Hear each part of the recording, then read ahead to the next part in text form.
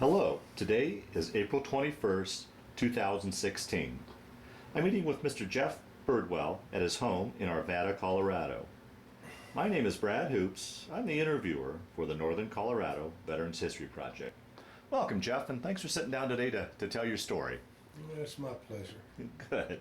Let's start out, if we could. Tell us a little bit about yourself, your date of birth, where you were born, a little bit about your family. Well, I was born June the 24th, 1952, in a small East Texas town called Nacogdoches. It claims to be the oldest town in Texas. Some historians might argue the point, but I was born in the country in a farm community. Your father was a farmer, or what? No, my dad was.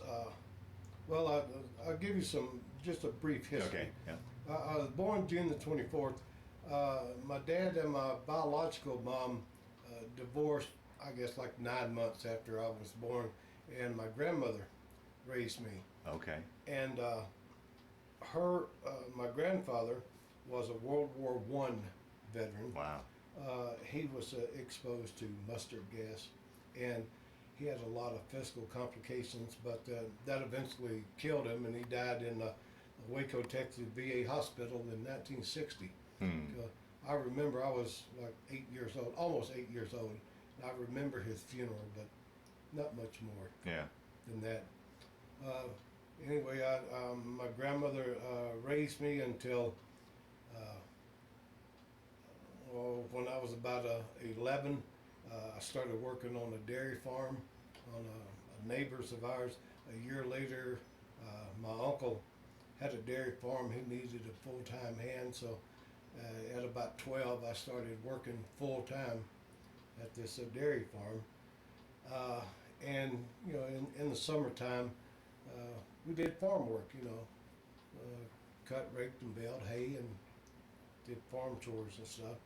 But from a very early age, I was used to getting up at 3:30 in the morning, getting the cows in. We had like 70 head of Holstein cows. Luckily, we had automatic milkers, and pretty automated for back then.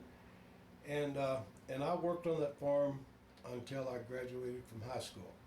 I graduated from high school in May the 20th of 1970. And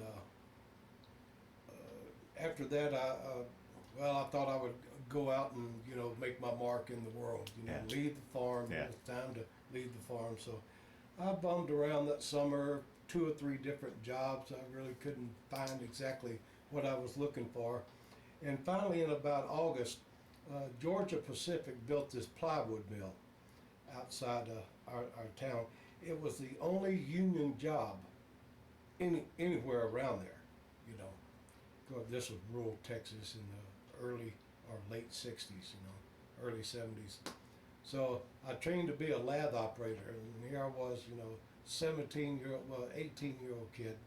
They're training me to be a lathe operator, and I'm making almost $15 an hour, which was almost unheard of. Yeah. So I thought I'd found my niche in life, Well, I went home after work one day, and my grandmother said, "You got a letter from the government." I said, "Who in the government knows me?" I've just started paying, Social Security and taxes and stuff.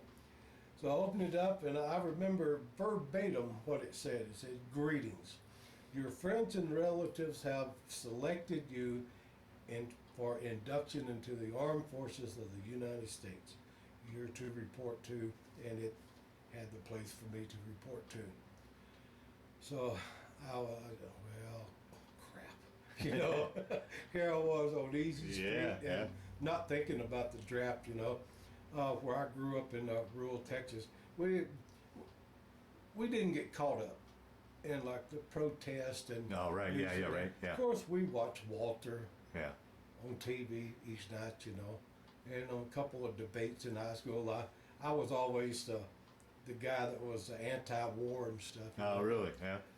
I was the only one of my cousins of my generation that was drafted. A couple of them went for their physical, but for some reason or the other, they didn't pass. And didn't have to serve. So a lot of my uncles and great uncles served, World War II and Korea. But I was the first one to be drafted. Hmm. So a guy that a good friend of mine, well, he was a good friend of mine at work, convinced me that, don't wait until they draft you, that you report to the induction station. Go down to the recruiter and sign up for 3 years as regular Army, because it'll go easier for you, as regular Army. Whereas the draft would have been a 2 years. 2-year obligation. Yeah. So, what the heck? I went down to the recruiter, so I want to volunteer. What you do, you volunteer for the draft, even though you have your paperwork. So I did, and my half brother, that's the only blood kin that I have. I had one half brother. He dropped me off at the post office December the 14th, 1970. Downtown post office. Trailways bus took me over to Shreveport, Louisiana, for the induction. Got sworn in and went down to Fort Polk, Louisiana. Got processed in and got all the stuff issued to me. Well, they didn't assign us a unit, a training unit, until they put us on 2 weeks leave for the holidays. So Right. I'd come back January 2nd or 3rd or something like that.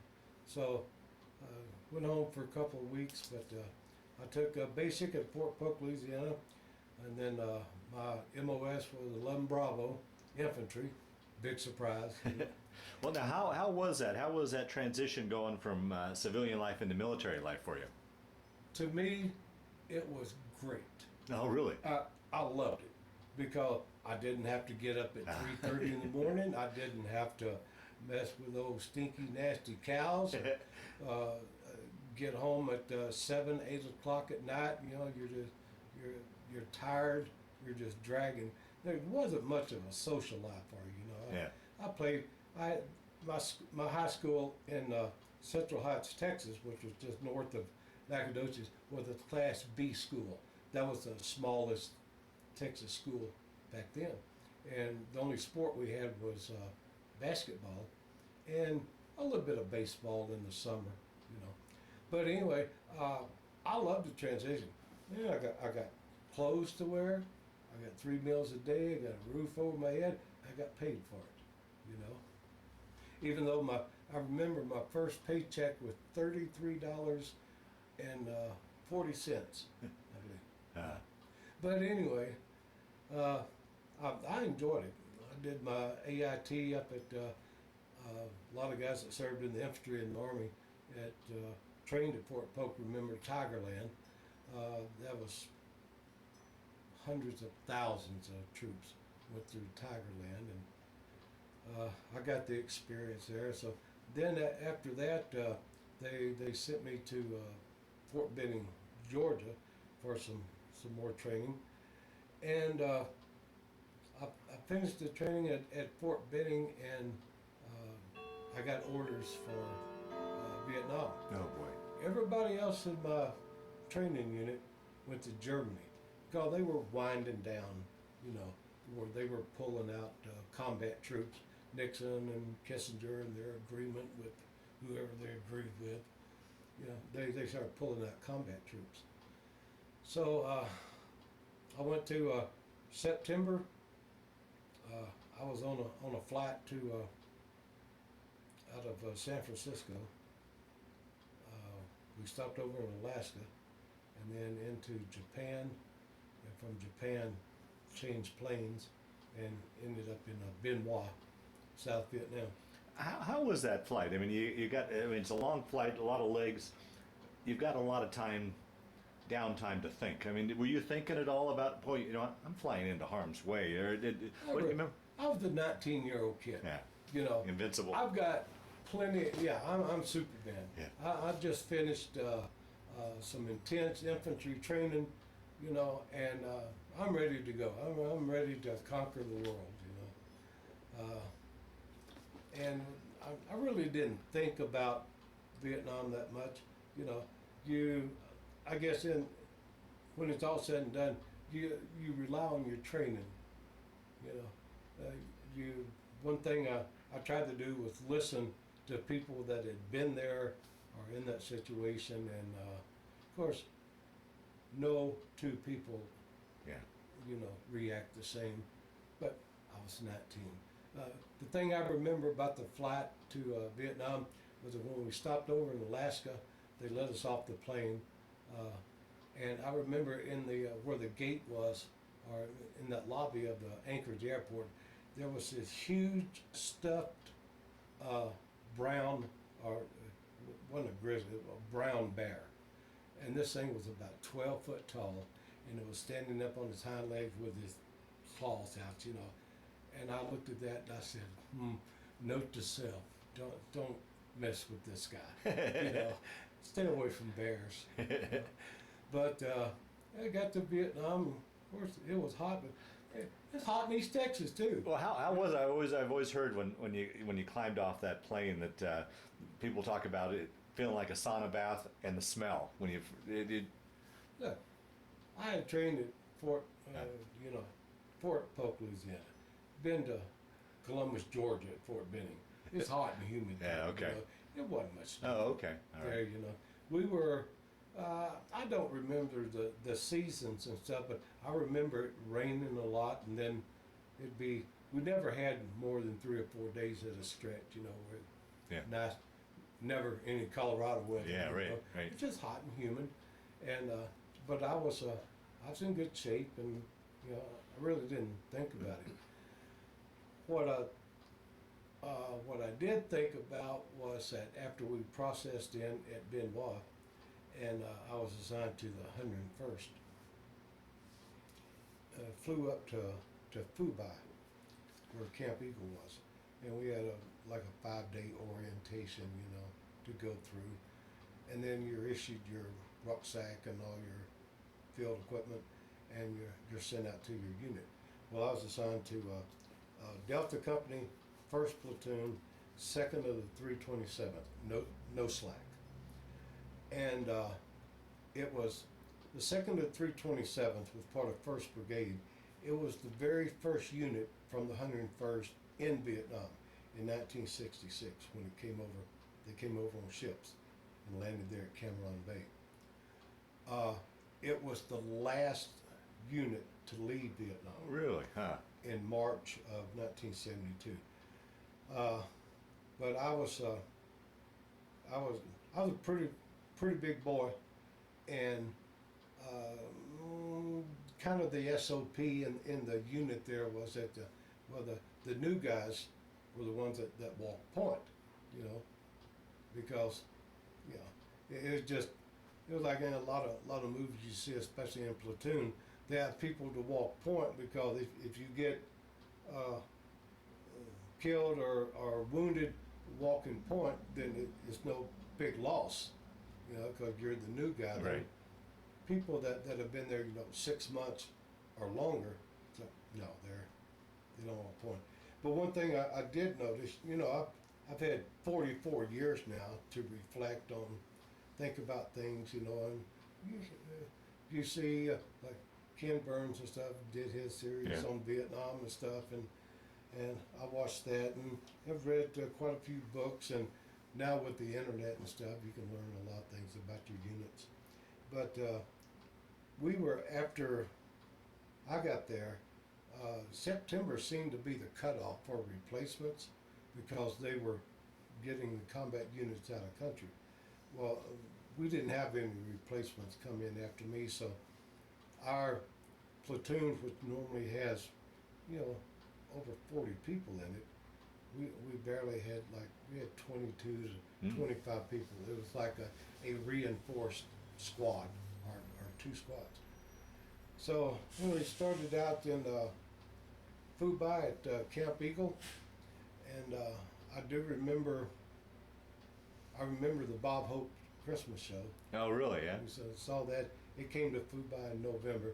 I remember he had the Gold Diggers, and he had the Vita Blue. He was the pitcher for the Oakland A's. Yeah, right. That's about all I remember. We thought a group of us, we were back at base camp there at Camp Eagle. They brought us back off our fire base, which was Birmingham, to see the show. And we thought we would be real smart and leave real early that morning and get down to, they had kind of like a amphitheater. It's called the Eagle Bowl there at Camp Eagle. And we got there and we got right on the front row. You know, wasn't anybody around. We're gonna have great seats. Well, all of a sudden, the production crew started setting up their scaffolding and stuff, you know, and we were completely blocked. So before we couldn't get back, and we shot back about 10 rows. So had a real good seat, you know. But I remember that we didn't spend much time at the base camp at Camp Eagle. You know, we were an infantry platoon, and we were either up on the fire base at Birmingham, or we were out walking. Well, talk a little bit about conditions at the fire base, your living conditions, food. I mean, just what was day-to-day life like on the fire base? We had, I remember a hard lesson I learned about 8-inch howitzers. You know, I had been on the fire base. I took a helicopter out to the fire base. They dropped me off, and me and one other person, we hooked up with our platoon there, who was on perimeter guard around the fire base. Perimeters were just the bunkers and stuff were kind of rustic, you know, no lights, no refrigeration at all. It was just kind of if it was raining, you know, it was kind of muddy in the things, but you had bunks inside the bunker, you know, and you did your time on guard duty, and the rest of the time, I remember we had a 4-deuce mortar platoon there on the fire base, and we would go over. They would have fire missions just about every night and stuff, and during the day, and we would take the canisters that the rounds came in, had wax inside them. We would take that wax and make our own homemade candles. You know, so we would have light, and it wasn't cold, you know, so we didn't need heat. You know. But there were a couple of instances where I did get cold over there when we were out on patrol around the ridge line and stuff. There was a big mountain ridge line just to the north of Birmingham, northeast, out toward the South China Sea. And I don't know what the elevation was, but I know that at night, you know, when you're used to 90 and 100 degree heat, and then you go up in that elevation, when it drops down to, and you don't have cold weather gear. Yeah, you know, right. And it drops down to 50, like mid 40s, 50s, just kind of chilly. Yeah. Especially if it's raining. But anyway, we that was kind of our routine. We spent the time up on the fire base, on perimeter, out walking the ridge line. It was called the Rocket Belt because before I got there, and the offensive operations were going hot and heavy.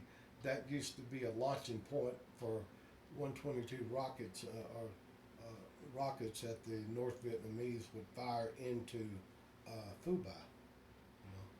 But anyway, we did that, and I remember one thing that definitely stands out is a typhoon that hit. We were out walking this ridge line, and it came over the radio, said, "Where are you? Do you have cover?" And what do you mean cover? You know, it just so happened we were at the top of this ridge line. There were some boulders, huge boulders, big ones, that 4 or 5 people could get behind. They said, "Well, take cover, and we'll, you know, call us back in the morning." Well, about 10 o'clock that night, you know, we set our little hooch up behind this rock and stuff. The wind started blowing, and I had no. Well, I'm from East Texas, you know. I was used to a hurricane or two down around Galveston way and get a little wind, you know, but oh my God, this typhoon hit out of the South China Sea. And, you know, later on we learned that it was the most powerful typhoon that they had had in recorded history. Wow. There, the winds were over 200 miles an hour. And we were sitting there in the dark, you know, and the wind was just just howling, you barely could hear yourself think. And finally, the sun came up and we could look around. When we came out from behind that rock, we could see all the way out where the lowlands were to the South China Sea. It was completely underwater. Wow. Everything was underwater. Our fire base at Fubai, at Camp Eagle, was completely underwater. All the helipads were flooded, and I don't know. So they called us up and they said, well, we got to get you back here. Looks like you're going to have to walk. And we were like 50 kilometers from Birmingham, where our fire base was. So I remember coming down off that ridge line, and we would get what showed on the map as like an intermittent stream was just a raging gush of water, river maybe 20, 25 feet wide. And we're trying to make it back to the fire base. And I remember taking guys' rucksacks and throwing them over this water, and we had a rope and stuff attached. And it's kind of interesting, something you don't see every Yeah, day. right. But we finally got back to the fire base. Well, on December the 31st, we turned, or the American forces, 101st, turned Camp Eagle over to the Arbans, to the South Vietnamese. And they put us on C-130s out of Fubai and flew us down to Cameron Bay. Nobody, I'm the point guy in the squad, and me and a good friend of mine, Robert Parks, he's from Norfolk, Virginia. He was my slack man. He walked behind me. We didn't know what was going on. We weren't in the privy to the chain of command and stuff, and communications were kind of iffy, Everybody was thinking about. We didn't know we were getting ready to go back to Fort Campbell, But we, through the grapevine and the rumor mill and stuff, we heard that, oh yeah, we're flying down to Cameron Bay where we're going to work our operations out of there before they fly us back to Fort Campbell. So we got down to Cameron Bay, and they put our platoon out in this a few kilometers west of Cameron Bay to this old Red Cross compound. It's called they were called Donut Dollies, Donut Dolly compound. And it had some guard towers around it. And for the first 3 or 4 days, that's what we did. We had a temporary billet in there, and we camped out there. And then the battalion commander come driving up one day, and he said, I've got better things for my Delta company to do than to sit on your butt, taking it easy until we get back to Fort Campbell. There's a ridge line about 50 kilometers west of here that put you out there on that ridge line and just walk it as a early warning, kind of like scouts would do, early warning. So we got out there, and our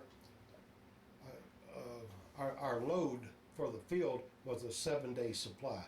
We could sustain ourselves unless we came into contact with someone for 7 days with water, ammunition, and food.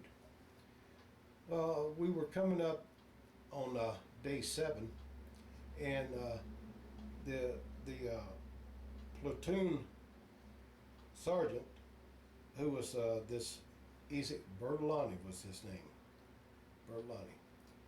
He was a shake and bake NCO from Fort Benning, NCO Academy. He'd been there, I guess, 5 or 6 months. Anyway, we looked at the map and we saw that down in the lowland, where the brush was about 6 to 7 foot tall, was an old landing zone, a one ship landing zone that would accommodate one Huey helicopter. So he said, well, let's go down there, because we're kind of in a hurry. And Parks and I both said, hey, it's not a good idea to go back to a landing zone that, cause there was a little village called Dungleton, just a few kilometers from there. We said that you never go back to a landing zone unless you know for sure that it's secure. It'll be okay, you know, no problem. So we came down off this ridge line, and we got there about 7:30 in the morning. And so our procedure for securing the landing zone was that the platoon would come up and stop about 200 meters before the landing zone. And then Parks and I would walk up to the landing zone, and 12 o'clock being our direction of travel, I'd go left, he would go right. Of course, his brush was about, well, a little bit taller than your head, so you couldn't see over it. But we would go on the outskirts of the landing zone, and we would meet at 12 o'clock, and I would stay there, and then Parks would go back and tell the rest of the platoon, yeah, come on up, we'll secure the landing zone. Well, we got to the landing zone, and I was carrying a M203, well, it was an M16 with an M203 grenade launcher, 40 millimeter grenade launcher on the bottom of it. And I always carried a double-aught buckshot round in the chamber, and then the magazine for the M16. And we got almost, I'm guessing, between a quarter and halfway around the landing zone, and I heard something over to my right, and I looked that way and I said, Parks. I just about that loud, Parks. As soon as I said Parks, they lit me up like a Roman candle.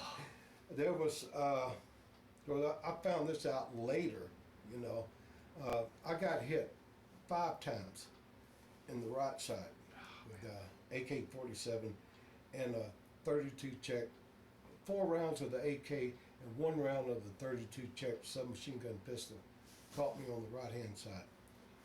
3 of them went in my ammo pouch, and out in my storage room I've still got the magazines that were all messed up, you know, that 3 of the rounds got caught in. One of them went through my pistol belt, and it landed 1/16 of an inch behind my spinal cord. Oh, man. And the 32 check round, it came almost the same path as the AK did, but the big copper jacket on the thing exploded on the right side, and so I had at one time like 55 pieces of shrapnel back there. But when it hit me, you know, like I said, I couldn't remember what I had for breakfast yesterday, but I remember vividly exactly what happened. This was on February the 14th, Valentine's Day, and I remember after getting hit, it knocked me about 20 feet straight over to my left, and I landed face down, and my weapon wasn't anywhere around. One of the rounds had hit the butt of my M16 and shattered it, and that thing went flying. I remember it going up like that. I caught it out of the right side of my vision, but it was just like somebody had just thrown it up in the air, you know, and so it wasn't anywhere around me, and it felt like somebody had took a kitchen match, lit it, blew it out, and stuck it through my right side. It was just a burning feeling. Wow. But of course, I know now that I went into shock because that AK round, the lead jacket landed so close to my spinal cord that I lost the use of my legs, you know. So I didn't know what was going on. Well, it was just kind of crazy. I heard people shuffling, you know, footsteps like running away and stuff like that. Parks had obviously, because they concentrated their fire on me. There were 2 of them. They were in spider holes, and they didn't see Parks, and so he was able to get a few rounds off from his weapon, and he threw a grenade, you know, which went off. well, by that time, that brought the rest of them up. Bodiford and he was our machine gunner. He was the first one up, and after he found out where we were, you know, he started spraying the area with the M60 machine gun fire. But I was just laying there, and I didn't know, you know, if I was dead or if I was going to live or what to do. Wow. I couldn't move my feet because I want to at least roll over and try to see what was going on.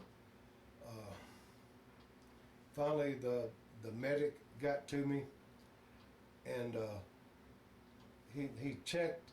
He found the entrance wound, but he didn't see an exit wound. You know, so he hit me with a couple of and I remember that vividly because the morphine shot hurt worse than getting shot. It was a needle on the thing about like that, and they hit you in your thigh, and he hit me with two of them on my. I was laid with my right side exposed, and he hit me in the right leg with that. Well, they changed the resupply helicopter to a medevac helicopter. It landed. They kicked off what supplies they had and the water balloon, and then got me under each arm and hauled me up. First they asked me, "Can you walk?" And I said, "No, I don't think so. I can't feel my legs, you know." So you're conscious this whole time? I'm conscious this whole time. Wow. The whole time. The morphine really didn't start working until we were just a short distance from Cameron Bay, where they had the 483rd Air Force evac hospital there.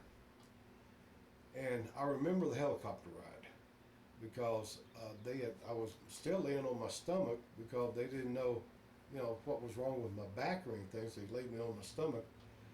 But I experienced, I guess, my first hallucination. You know, when that morphine kicked in, he'd probably given me 4 times more than what I actually needed. And I was seeing all these colors and stuff, you know. Remember landing there at the helipad, and they had a gurney.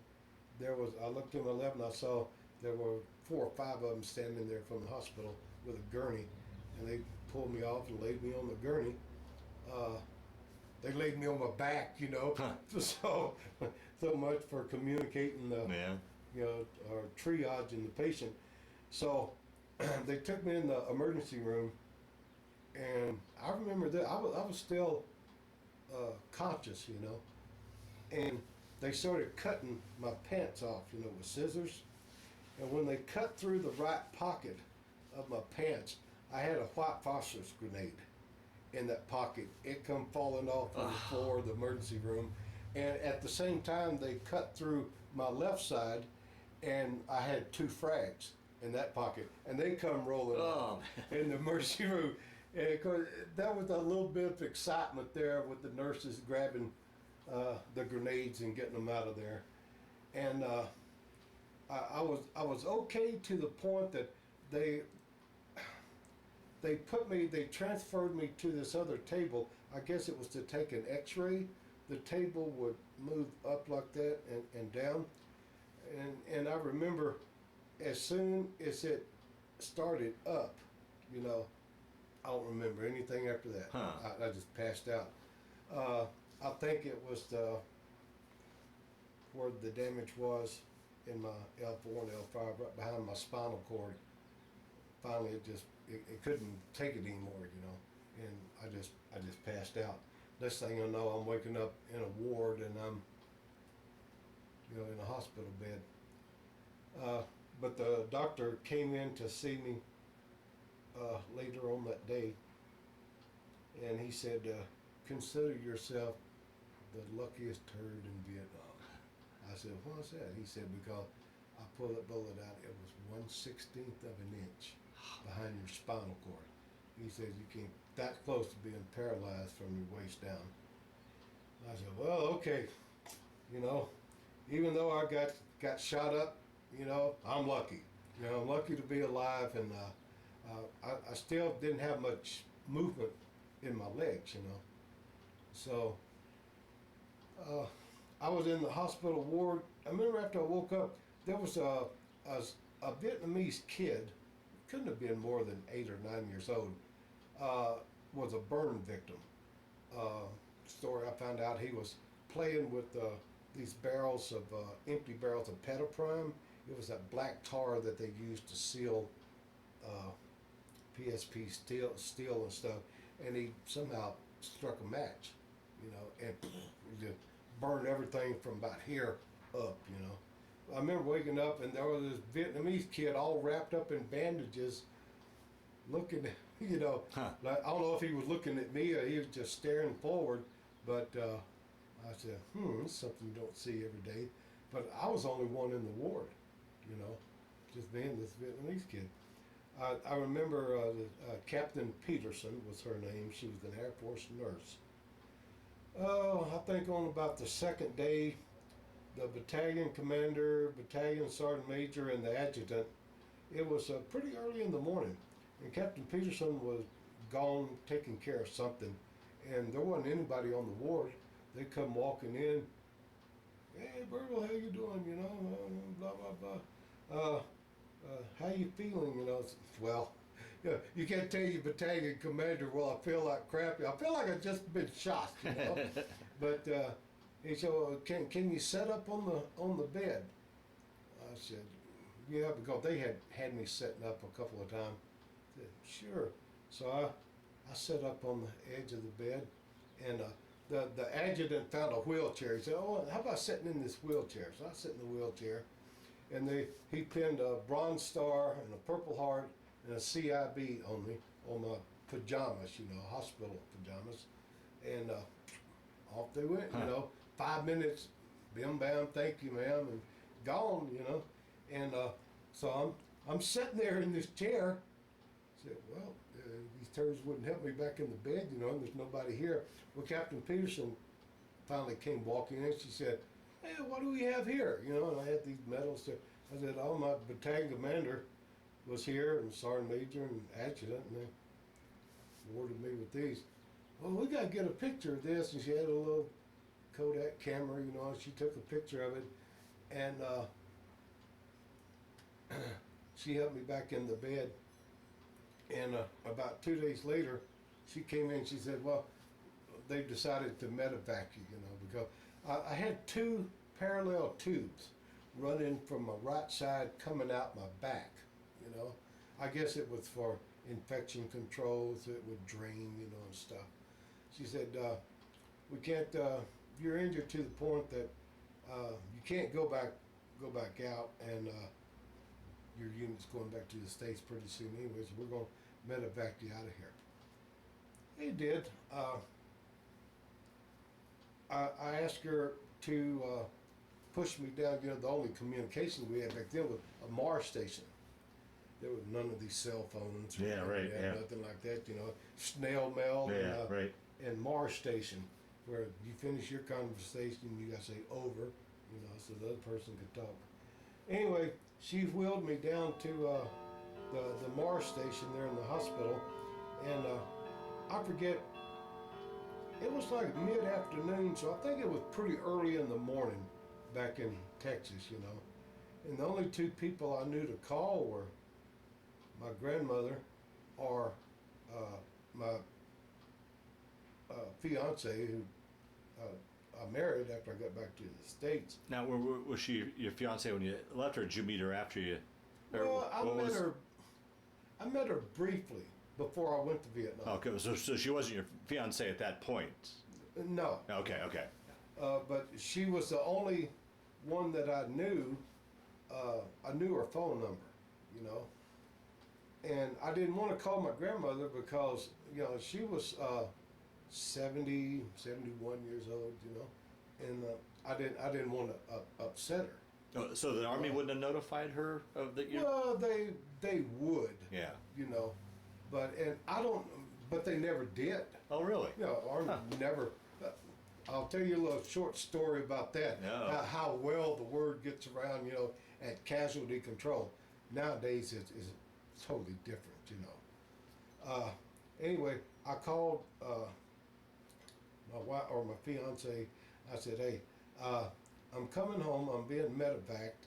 I was wounded, but I'm okay. You know, I'm going to live, and when you can, go out to my grandmother's house and let her know, but tell her in person. Don't call her on the phone, So she did, and what had happened was that at the same time that I was being medevac to the States, well, she called my grandmother called my aunt, and she was the level-headed one in the family, so she attempted to call the Pentagon,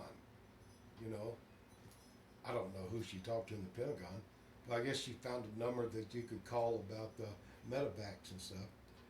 And she talked to them, they said, Birdwell, oh yeah, he's been medevaced for drug overdose. There was a Jerry R. Birdwell being medevaced, same time I would, the odds of that, for drug abuse. And so I get medevaced back, and that was a very interesting trip right there.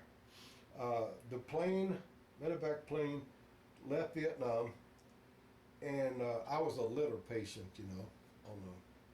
I wasn't setting up anything, they'd be laying down. And we stopped at Yokota Air Force Base in Japan. The U.S. ambassador to Japan had a heart attack, and they had a special cardiac unit. It looked like a big wooden box, And I remember they took us off the plane and laid us on the tarmac by the plane. And I remember looking over and I seeing this forklift come by with this big wooden box, and all these people around it, and it put it all the way up in the front of the plane, backed out, they picked us up, loaded us on the plane, headed to the West Coast. Got to the West Coast, dropped him off, again they took us off the plane, set us on the tarmac. Thank God it wasn't raining, just set us on the tarmac, and then unloaded him, and then it went from the West Coast all the way to the East Coast. I forget, it either went someplace to drop patients off or people off at Walter Reed or somewhere on the West Coast. Then it went to Illinois, then it went to Kentucky, and then the flight went to Oklahoma, then it went to El Paso, Texas, to Fort Bliss. And finally, I was on that plane so long and lost so much blood, they gave me 4 units of blood. Wow. To replace that. I got to Fort Hood, it was late at night, about 10 o'clock at night, and about the next morning, all of my family lived about 200 miles from Killeen, Texas, from Fort Hood. Next morning, my girlfriend, or my fiance, was there with her brother had driven her over. And later on that afternoon, my dad, who was remarried, him and his wife came over. I remember they walked in the door, they let them in the ward where I was at the hospital, and the first thing that his wife, from stepmother at the time, wanted to see where I was wounded, because they'd all been told that I was medevac while I was on dope, Right. And so I rode over and I showed her, where I'd been shot, and showed her tubes running out my back, and and one of the nurses said, "Oh yeah, he was shot. Definitely, he's not on any kind of drugs, or anything." And so they had fun going back home and explaining it to the rest of the family that no, wasn't a dope head, that I was actually shot in combat, and had a picture of the Bronze Star and the Purple Heart and my CIB and stuff. So anyway, I was in the hospital there for about 2 weeks, and my fiance and I, we got married at the chapel basement, the basement chapel there at Fort Hood, Texas Hospital. Lieutenant Colonel Tolbert. And I was in a medical holding company, and they told me, said, "Well, we can't release you back into your MOS. You're not well enough to do that. So you got your choice. You can either stay here at Fort Hood, go through physical therapy, or we have we can send you to Fort Knox, Kentucky." It was great. My wife, we both born and raised there in East Texas, hardly ever left the state. Yeah, right. Yeah. More than a couple of times. I think my wife had went with her grandmother down to Florida to visit her uncle who was in the Navy there at the Key West, And other than going over to Louisiana, I went to Kansas City, Missouri when I was a sophomore in high school to the National FFA convention, Sure, we'll go to Fort Knox. Gold vaults there, What's wrong with Fort Knox? Well, I had no idea Fort Knox was an armor post, home of the armor and stuff. But it didn't bother me. They assigned me there to Fort Knox to special services so I could do my rehab 3 days a week there at the hospital. And my job each day was at 7 o'clock in the morning, I would go unlock the doors at Patton Field House and let the civilians in who was running the thing. And then at 8 o'clock at night, I'd be there, set the alarm, lock the door. That was my job, was to unlock and lock the door, And I was there exactly 1 year to the day. I got, after about 4 months, I was well enough to do whatever I wanted to do, Every once in a while, I'd have to go over to the ER room, and get a little piece of shrapnel that had worked its way up to the surface, taken out, But 20 years old, you still can conquer the world when you're 20. And we got 1 year to the day, we got orders for Germany. And we went to Germany for 3 years. That's where my daughter, that's my oldest kid, was born.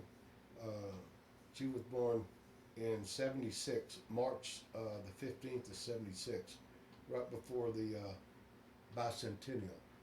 And she was just barely 3 years, 3 days old enough to fly on a Mac aircraft, coming back to the States. So anyway, I was, the unit I was in Germany, of course, then Cold War.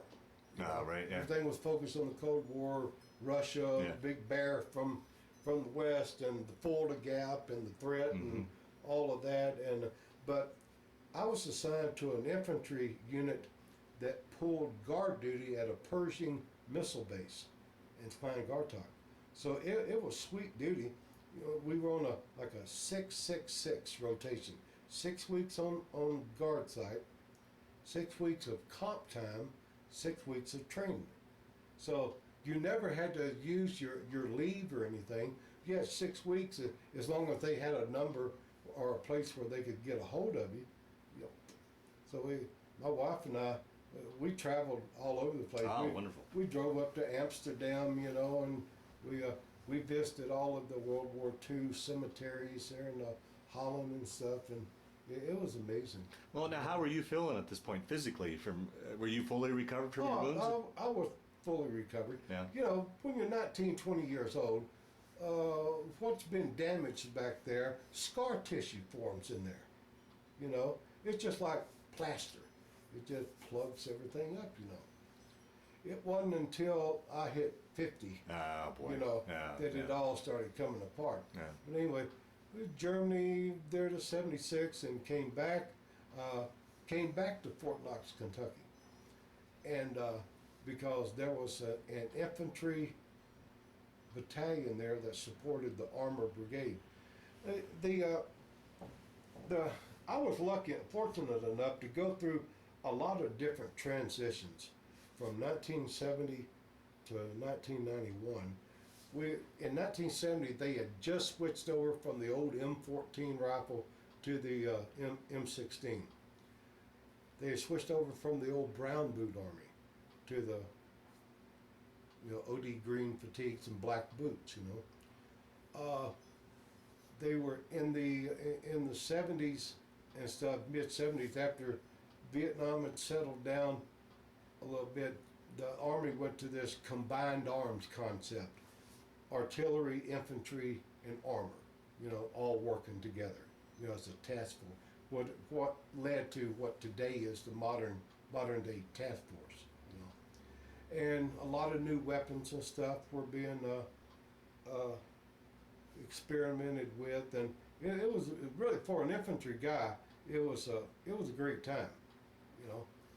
And When did you make the decision to go from your initial enlistment to making it into a career? What prompted all of that?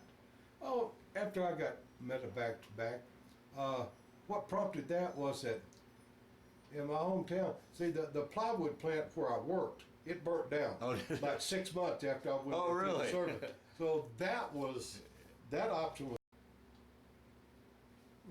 Well, what prompted me to make the Army a career was that I liked what I did. Mm-hmm.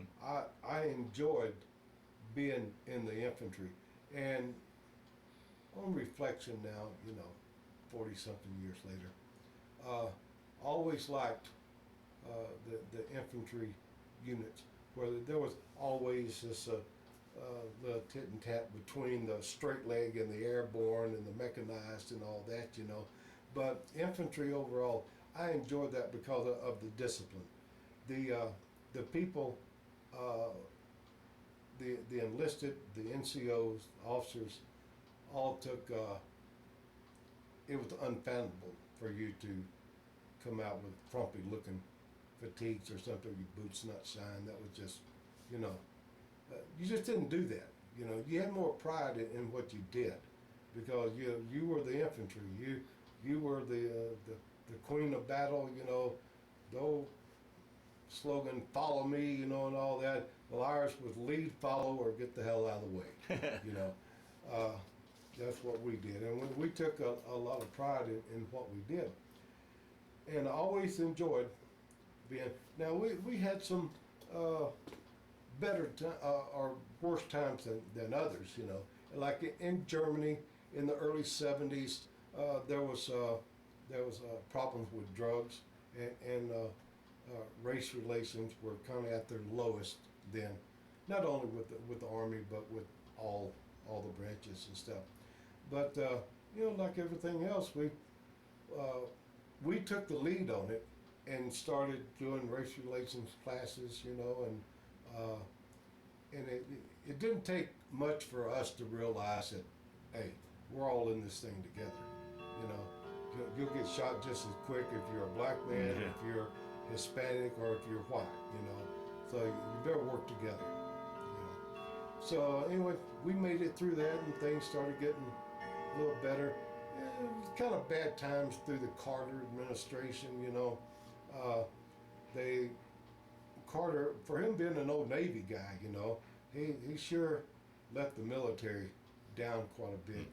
They took a lot of funding away from that. But then, the great white hope, Mr. Reagan, came into office, and I was so, to me, I was fortunate to have that 8 years, while on active duty with him, because I saw us go from after Vietnam and the reduction in force and the budget cuts, all the way up to being rebuilt, through the Reagan administration. And I spent 4 years there at, about 3.5 years at Fort Knox. Then I volunteered for Korea just so I could get out of Fort Knox. I was tired of being the infantry support people, for the tankers at Fort Knox. And so I went to Korea, and as luck would have it, I was in a mechanized infantry unit there. It was the first of the 31st Infantry. They were called the Foreign Legionnaires. And so, you call yourself the Foreign Legionnaire because they were formed in Korea back during the Korean War, and they never served on U.S. soil. Huh. They always were in Korea. Huh. And when they were deactivated, a few years after I left, they were deactivated on Korean soil. Huh. First of the 31st Infantry, Foreign Legionnaires. And, but, had the year, so I got my pick of assignment back stateside when I left Korea. And so my wife, who was back home with our daughter, said, "Oh, well, so we can be close to the family." She never was the type, you know, to have to be around mom and dad, you know, but we did have a lot of relatives and cousins and stuff that we hadn't seen much of, you know, in 7, 8 years, you know, between Germany and Fort Knox, you know. There was the occasional trip back and forth, you know, for leave and stuff, Christmas time and things like that. But well, see if you can get Fort Polk again, because they had changed Fort Polk a lot. They had changed it from a trade dock to a Forces Command Center, and built new housing and stuff like that. So got assigned to Fort Polk. We were in brand new housing, but what they don't tell you about the new housing at Fort Polk is that just about everything's built on a swamp. We had cockroaches that were huge. I remember we came home, well, on just about every weekend we were going back over to see her folks or our cousins or stuff, or they would be coming over to visit. And we came in one Sunday night, and as soon as she turned the light on in the kitchen, we had a big clock about that big around on the kitchen wall. The roaches just scattered, like 1,000 of them.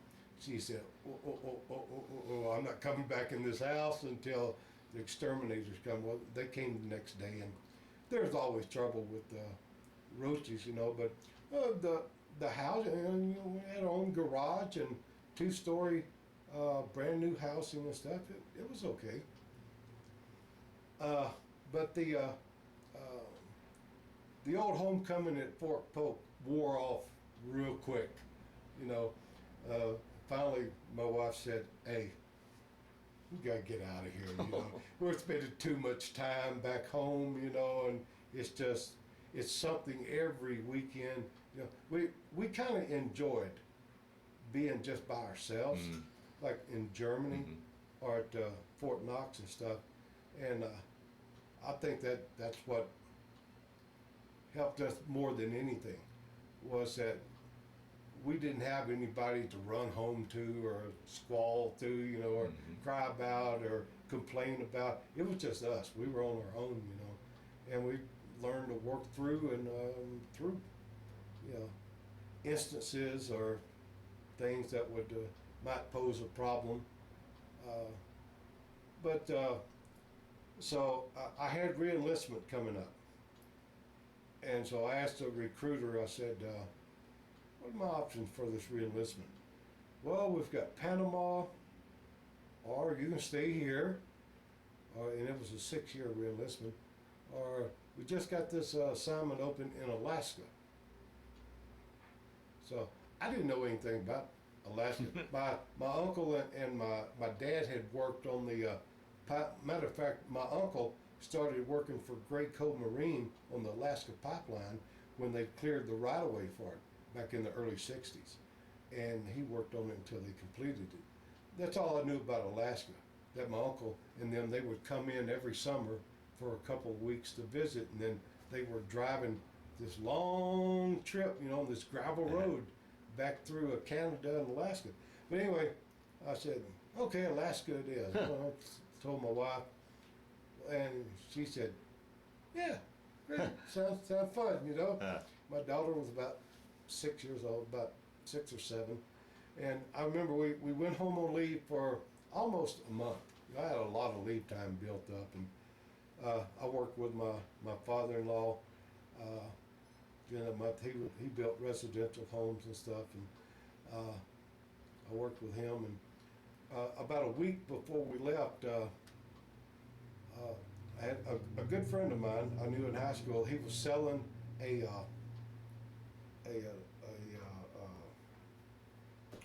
was a Chevy, not Grand Prix, that's what it was. Chevy Grand Prix 2-door. Beautiful car, great running shape. He'd owned it since it was brand new. He said, hey, I'll sell you this thing. It'd be a good car for you, you know. Dependable car. We were driving from East Texas up to Seattle to put have the car shipped by boat to Anchorage. And so we bought the car. Matter of fact, my father-in-law bought the car for us to go up there. and beautiful trip. I mean, we left, went up through Grand Teton National Park and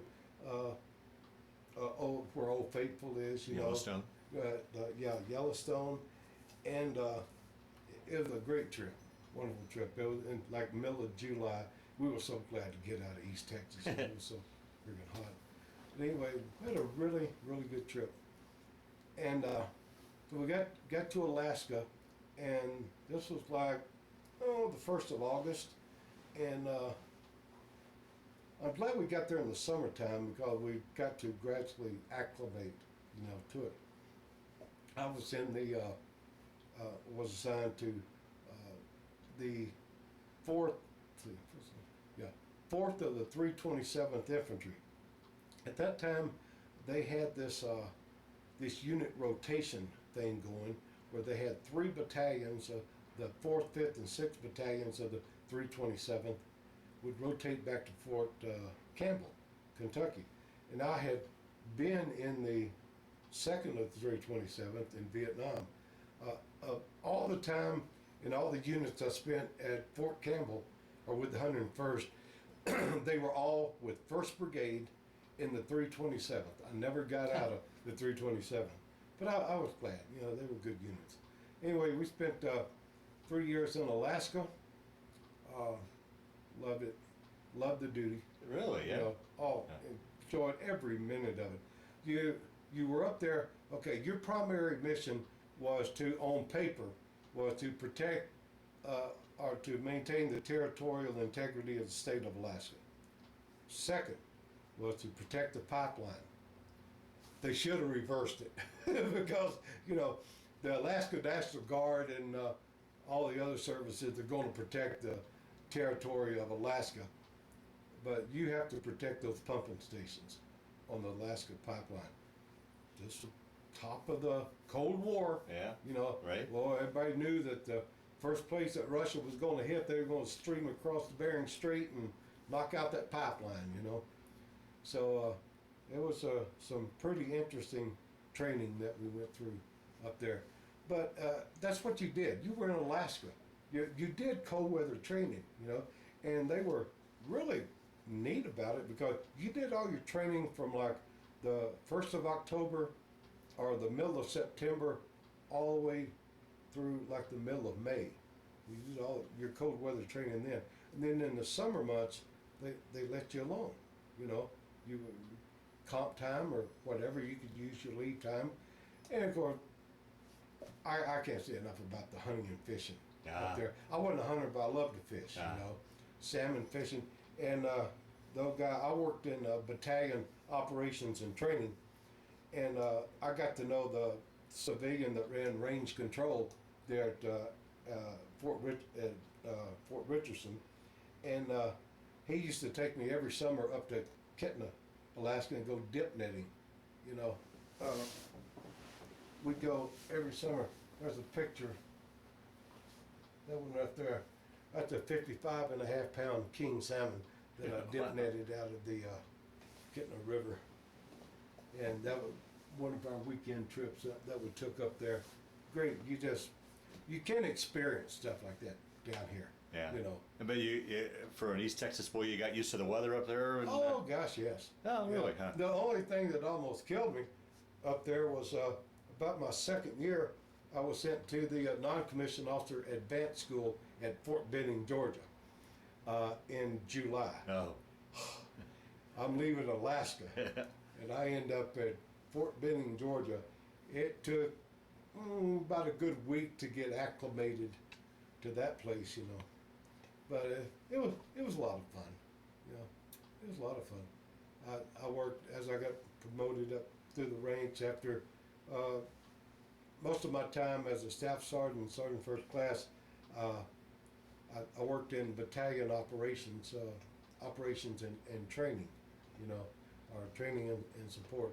And I liked that because you got to know about the operations you were going to do, how you planned for it, logistics and things like that. And I enjoyed that. Now I did, when I left Alaska, we went to, of course, we rotated to Fort Campbell. And I ended up in third of the 327. You know, so I'd been second, third, and fourth of the 327. And I got there, and about a month after we got to Fort Campbell, they had the Newfoundland incident where the peacekeepers were killed in that plane crash coming from the Sinai. It stopped over to refuel in Newfoundland, Gander, Newfoundland, and when it took off, it crashed. And anyway, I was part of the escort for the families for that. That's got to be a tough Yeah, it was. operation. That was a tough one. After that was over, then we did all kinds of neat training, you know. And we were just getting into, this was the late 80s, they had started coming out with the new Black Hawk helicopter. And we were working,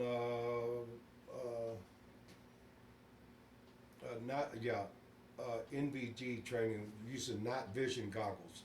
And the pilots were using them to fly these. They were doing nap of the earth training and stuff. We lost, of course, it never made it to the press. I guess maybe now they've released it, but we lost a lot of people on helicopters. Oh, really? During that training.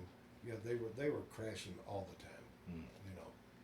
And now the Black Hawk was a pretty neat helicopter, and it could take a pretty hard punch, but man, you're flying about you know, almost 200 miles an hour, nap of the earth, and you make a bad judgment or something, there's not much left of it, you know. But we finally got through that, you know, and but we trained a lot of good people there at Fort Campbell, you know. And then in 89, I received an assignment to well, I thought I'd died and gone to heaven. Cocoa Beach, Florida, to Department Equal Opportunity Management Institute. My battalion commander called me in. He said, you know, you've been in the infantry now for going on 17 years, you know. You're going to a touchy-feely, you know, school that you're going to learn to be sensitive and have to listen to people, you know, whine and moan and groan about whatever, you know. And he was pretty colorful in his explanation of what the Diomi was, but went down there. That was a 16-week school. Learned a lot, you know, but one thing that I always thought, like I said, I went through several transitions in the Army. And when I went in, of course, they train you to fail, and then they would build you back up, you know, to be successful. Well, the whole concept of training changed in the early 80s. We trained for people to succeed, not to fail, to succeed, you know, and it turned out with the performance that they did in Desert Storm, and then when they finally had to invade Afghanistan after 9/11, it paid off. You know, Oh, really? It really did. Oh. It really did pay off. That type of training, that concept of training, and there was more emphasis on taking care of the family with family support and things like that. I was able to get in on the ground floor. Another deal was drinking, you know, the unnecessary DUIs and drinking violation, alcohol-related incidents and stuff. And they really started coming down hard. And that happened when I was up in Alaska. If you were a senior non-commissioned officer, E78 or E9, your first incident, boom, you was out the door. It didn't matter how many years you had. There was no rehab. There was no, you know, UCMJ action or anything like that. Nuh-uh. You were out. And now with the enlisted people, E2 through E5 and E6, they would send you to rehab, you know, 30-day rehab or stuff like that. But there was a zero tolerance for a senior non-commissioned officer. Zero tolerance. But we got through that. We got through the drug problems of the 70s, the race relations problems of the early 70s, transitioning into late 70s, early 80s, you know, new concept of training, combined arms training. Uh, God, we changed uniforms so many times, it's unreal. We went to OD green, you know, to woodland screen. I remember the first 4 sets of uniforms I got, woodland screen camouflage. And those things weighed, it seemed like they weighed 50 pounds, you know. But in the infantry units, the first thing they said was that when they came out with them, oh, you don't have to wash them anymore, you know, just dry them and dry. That went over with the infantry about like a lead balloon would fly. We had to, when you showed up for work, you had on starched camouflage fatigues and stuff, and your boots were squared away. Your uniform was squared away, okay? And then we changed to a couple of different patterns, and then when we went to the Sinai for peacekeeping duty, we had desert, well, Yeah. what I'm wearing there, you know, the desert uniforms. And then back to the back to the woodland screen, they came out with a new type. It was more lightweight. We had a winter uniform and a summer uniform, and you know, Army's always changing types of uniforms. They're trying to build a better mousetrap, you know. Yeah. I just know I take the Army Times just so I can keep up with. I've been retired 25 years, you know, and just to keep up with what the active duty and what's going on with the budget cuts and the reduction of force and stuff. I just noticed they went to another pattern for the Army utility uniform, which was one they had like 15 years ago that they discontinued because, man, they didn't like that one. So now they just opened up the warehouses, and instead of spending, I think they said it took so many millions, multi-millions of dollars to change uniforms, you know, for the active duty. They just went to the old type uniform. Anyway, now my family, my son was born in Fort Campbell in '86. And of course, my daughter was born, they were 10 years apart. She was born in Germany in '76. They liked it. My son didn't have all that long of exposure to the active duty, because I retired in '91. He's born in '86, so he was, you know, just starting first grade. My daughter was, you know, had been in, and she loved going to military schools. You know, she was always active and stuff, and she just liked it. My wife, probably one of the main reasons that I made it a career was that she liked it. Oh, really? Oh, good. She loved it. That had to be important for you. That was very important for me, because, like, when we had only been married a year, and we took off to Germany for 3 years. Well, you know, you make friends. You know, you're all in this housing area. You make friends in your building and stuff. And she made friends real easy, you know. And I don't know, she picked up so much in the military and stuff, and she understood. She connected the dots. She understood what my job was. She didn't know how I did my job or what it was about, but she knew enough that, you know, if somebody knocked on the door, the phone rang at 1 o'clock in the morning, and I was getting dressed and packing up a bag, then don't ask how long I'm going to be gone. Yeah, you know?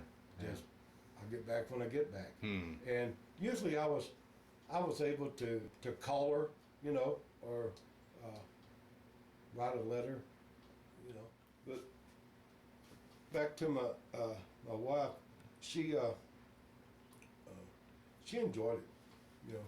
She liked it everywhere.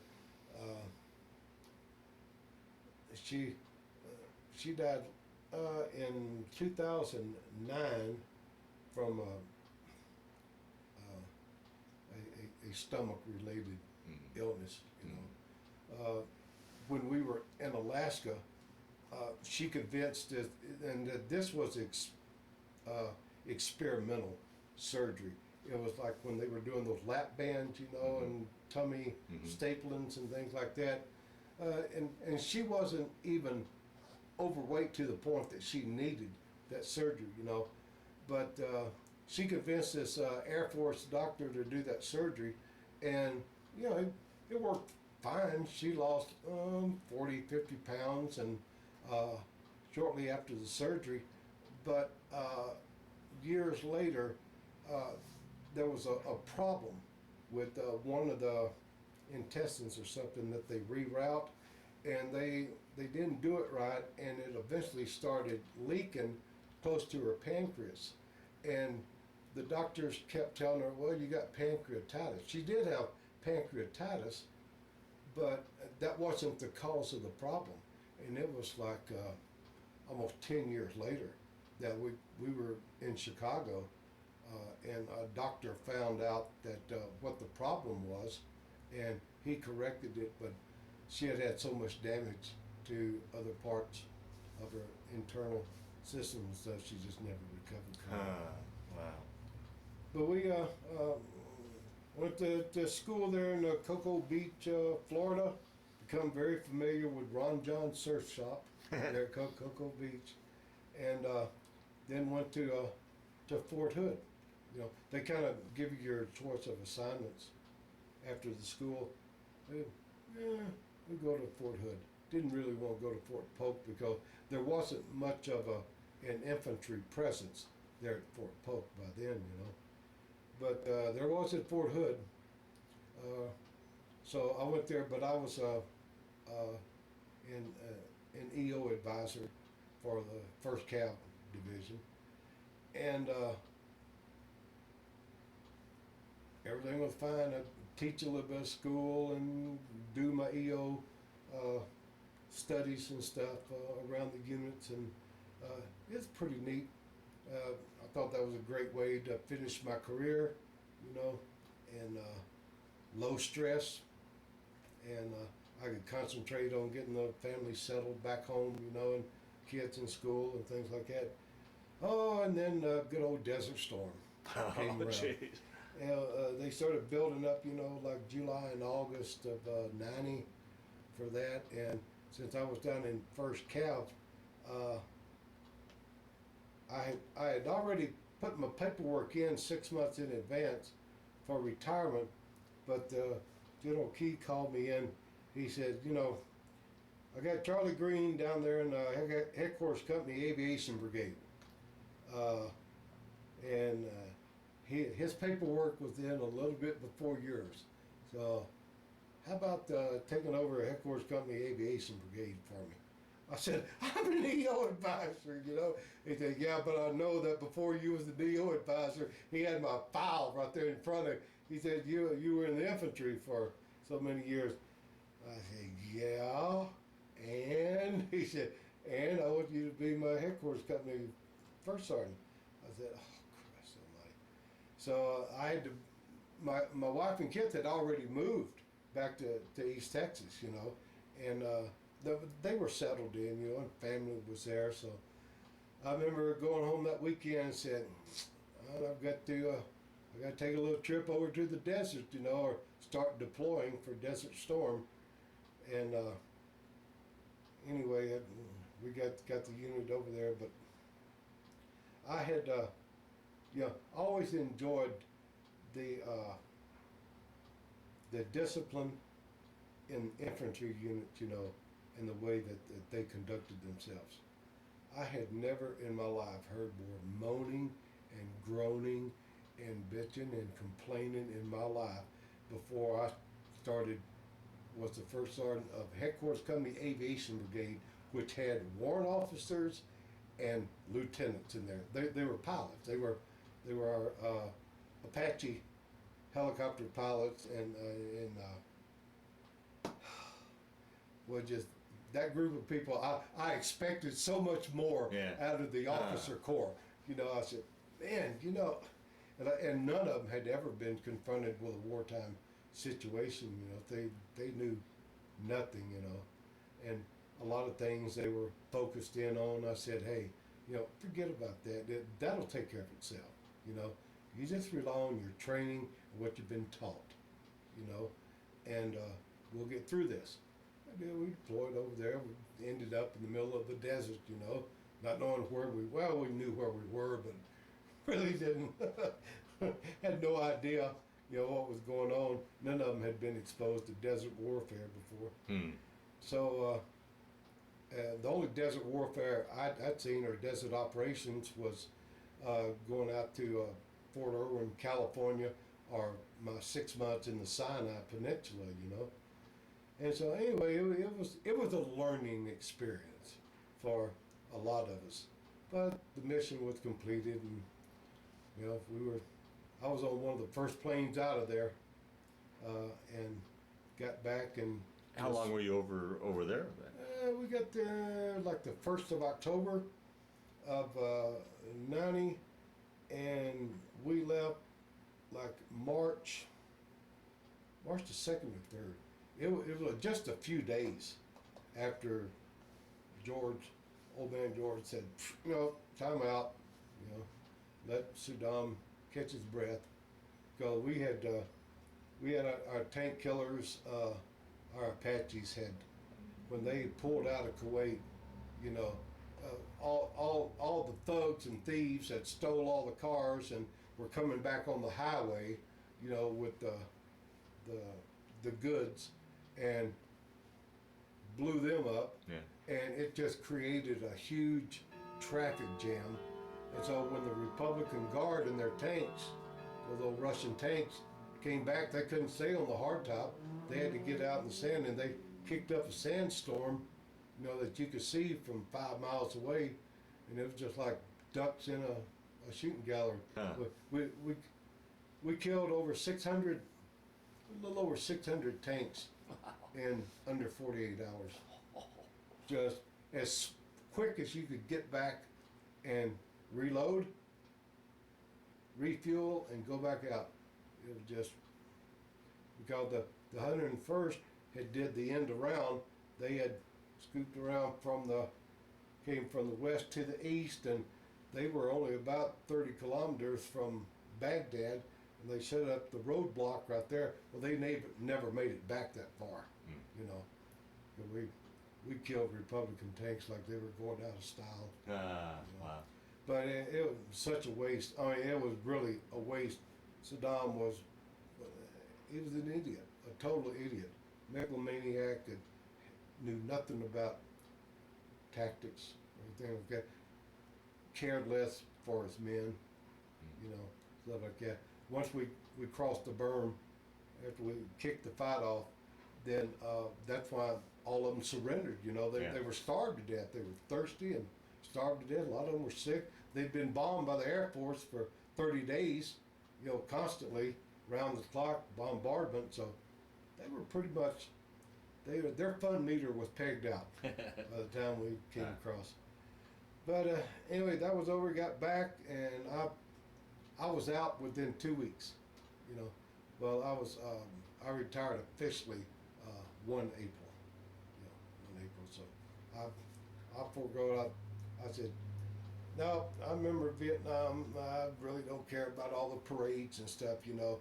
It's good that you're getting them. I'm glad to see that the public perception of the military was pretty high after that, you know. And I was glad to see that for the younger troops and stuff, you know. It was definitely earned.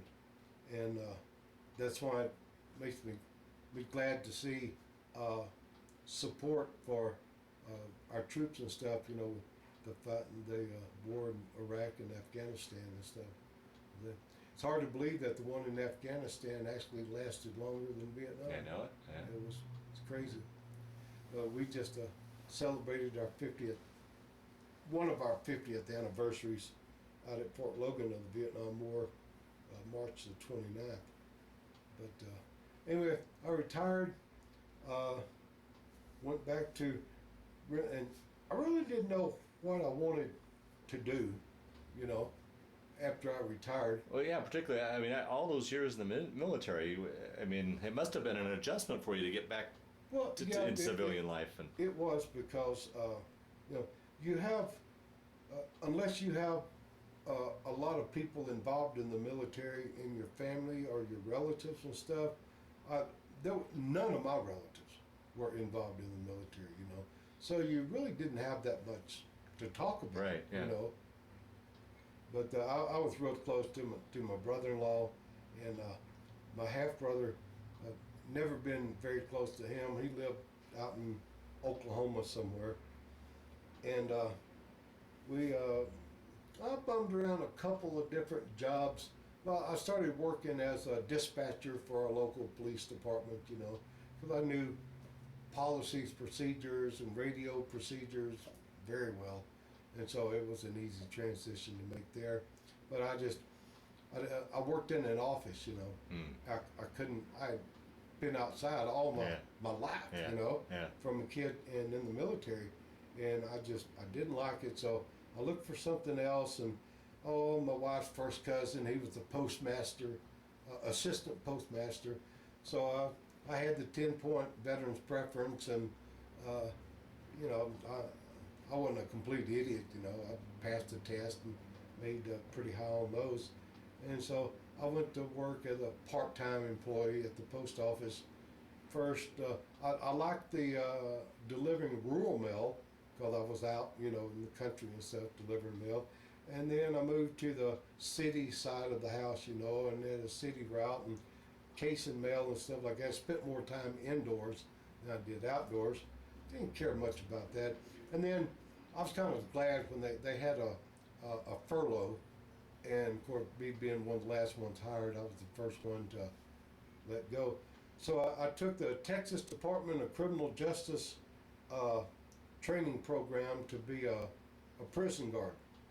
And I took that, and then we moved out to Childress, Texas, which is the gateway to the Panhandle. It's about 120 miles west of Wichita Falls. And as soon as I got there, well, as luck would have it, Childress had the only adult boot camp in the state of Texas for first-time offenders age, I think it was like 18 to 26 years old. It was mostly people that had violated their probation, first-time drug offenses, thing like that. They would go through the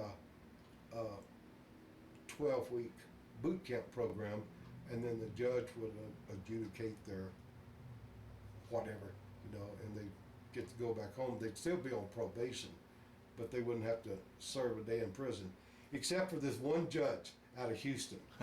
No matter, he put a lot of people through the program, but he always, when they finished the program, he transferred them across the street to the medium security prison, and they spent 30 days in prison before he would release them, you know. That guy was strange. But anyway, we lived there, and one morning I was going to work. My wife worked at the Comfort Inn there, and she worked the day shift, so she just come on, and I was going out to work. I stopped by there. I usually have coffee there every morning, and there were 3 guys from Union Pacific Railroad there, and that was like a layover station before they went to Fort Worth. And they said, you retired military? I said, yep. They said, well, why don't you come to work for the railroad? They love to hire retired military. I said, man, I don't know nothing about the railroad except stay off the tracks or you get run over by a train, you know. They said, well, you're not too stupid to learn, are you? I said, well, maybe not. Well, they put me in touch with a guy who put me in touch with a guy. The only place in the whole Union Pacific system that they were hiring at that time was, this was in the mid-90s, was North Platte, Nebraska. I'd never even heard of North Platte, Nebraska, you know. So my son and I, we drove up on a Monday morning, we drove up Sunday. Monday morning was the interview, or you have to take a series of tests, do a little short physical test. And I'd been working as a drill instructor at this adult boot camp, you know, so I was still in pretty good shape, you know. Took the test, did the interview. They did the interview by the alphabet, your last name. So being in the B category, I was in there within 30 minutes after they started. Guy said, "We'll let you know by Friday, you know, if we want you." They had 40 slots and 200 people had showed up for that. So I went back to work, and Friday rolled around. I hadn't heard from anyone, and I thought when I went to work that morning, I said, "Well, I probably didn't get selected to be hired on." Well, I just got home, and it was like 4 o'clock in the afternoon. Phone rang, and said, "Hey, this is blah blah blah from North Platte, Union Pacific. You ready to go to work?" I said, "Oh yeah." Well, we're getting you set up with a training class, so we packed up, moved to North Platte, and my wife, it was kind of comical with her. She thought to herself, "Well, okay, we're going to move to North Platte. It'll take a couple of months and draw some unemployment, because I worked, a couple or three different jobs in Texas after I retired, and she had unemployment. She was eligible for it, The next day after she went to the Department of Human Services, to file for unemployment, they had her a job as a bank clerk, at the National Bank of Nebraska. And she came in the next day and she said, "Boy, these Nebraskans, they don't let you draw unemployment around here. They put you to work quick." But she liked it, she liked what she did. Anyway, I hired on at North Platte, and I liked it. I hired on as a brakeman, switchman, conductor in the train, engine, and yard service, and I knew I was going to like it because I got to work outdoors, and snow, rain, that didn't bother me, You dress for it, it's all in your mind, mainly, And so I enjoyed the work. Well, after I'd done my 6-month training and got all qualified and all that stuff, they had a furlough. And they had the whole entire system had a furlough. And there was only just a few places that were hiring, or not hiring, but had positions open in the T&Y service. So I'd been on a couple of weeks. I was ready to go to work at some convenience store, and the phone rang, and it was one of the union guys. They said, "Hey, you want to hire out?" I said, "What do you mean hire out?" That's the new term I wasn't familiar with.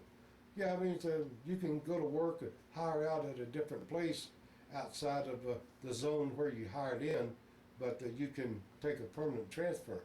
I said, "Where to?" He said, "Chicago." And if you had told me, when I first hired out, that I would end up in Chicago, Illinois, I thought, "Nah, you're crazy. There's no way I'd live around Chicago." Well, I transferred to Chicago, and we lived about 30 miles as the crow flies west of Chicago. We didn't live. You've got Cook County, where the city of Chicago. You got DuPage County, and then you got Jefferson County, where we lived in Batavia in the Fox River Valley area. Beautiful place, Schools were great, so my son liked it, and so we lived there, and I worked for them, and it was a good job. It was an excellent paying job, especially after we went to remote control technology. We ran those locomotives in the yard with a box. Wow. Like this, Huh. And that was exciting. Yeah, I'll bet.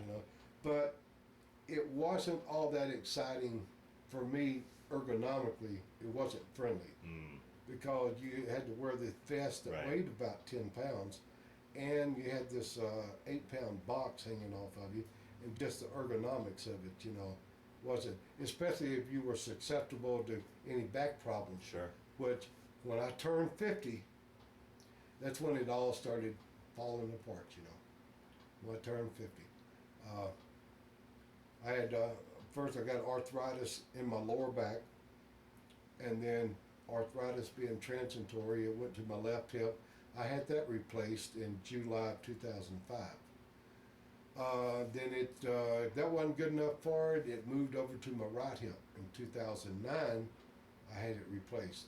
And in the meantime, between like 2007 and till my wife passed away 1st of October 2009, she was dealing with a lot of problems with her with her system and stuff, and getting that fixed with that pancreatitis and stuff. And she was getting weaker and weaker, and then she wasn't able to work anymore. That was okay. I wanted her to quit because she wasn't physically able to work anymore. And my son, he graduated from high school early, like in January, so that he could go into the Army under the delayed entry program. And I could see it from a couple of years before he signed up.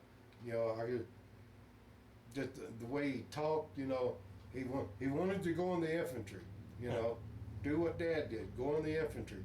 So me and my wife, we finally had him to agree that once he went to the induction station and took all the tests, that if he qualified for something other than infantry, you know, that he would promise us that he would take it. Well, he took his test, and he'd always been real good in math and science, you know. He got in air defense artillery.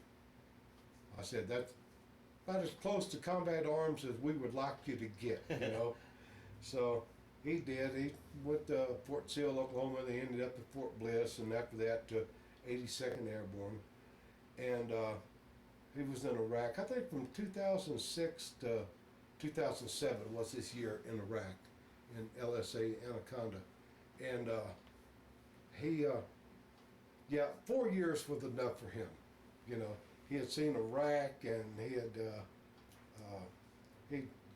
had, 4 years was, he wasn't as enamored with active duty, you know. He did his 4 years. He did a good job. He was a sergeant when he got out, and he was in air defense artillery. Taught him a lot about computers and tracking systems and stuff like that. And he got married to his high school sweetheart. They were living out in Fayetteville, North Carolina. And then 2009, my wife passed away October the 1st. I had Union Pacific, after my second hip replacement, they said, it'd probably be a good idea we retire you, medically retire you. So they retired me. My last day to work for them was January the 15th of 2010. How many years were you with the railroad? Oh, going on 13 years. Really, yeah? Yeah, going on 13 years. So they retired me 100% disability. And in the meantime, you know, after I retired it in 91, I put in, they told me because of my gunshot wound that, and I'd have problems with that as I got older. You know, go ahead and put in for disability with the VA. Well, I did. They refused it the first time. The second time, they gave me 20%. And then a couple of years later, when because of my exposure to Agent Orange, I was diagnosed with type 2 diabetes a year after I retired. And there was no diabetes in my family, you know. None of my grandparents or my parents, no one had diabetes or heart disease, you know. So I don't know how much, you know, I have an endocrinologist that I see, Dr. Barter over here, and last time I saw him, he said, you know, your pancreas is just about completely shut down. It's just not producing any, so I'm on a pretty high dose of insulin every day, and I take like 5 5 or 6 different pills. Cholesterol, high blood pressure. I had a stent put in my heart about 8 years ago. But not had any heart trouble, no shortness of breath, stuff like that, And I've always been pretty healthy, as far as my vital organs and stuff.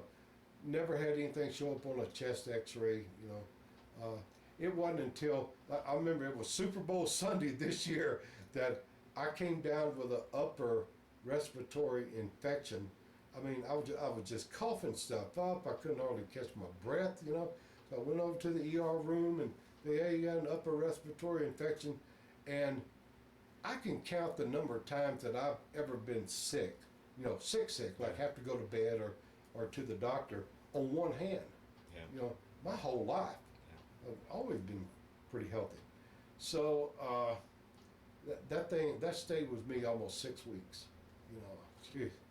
But I try to take care of myself. I get my flu shot every year. I've done the this shingle shot, I watch the advertisements. Don't want to have that stuff.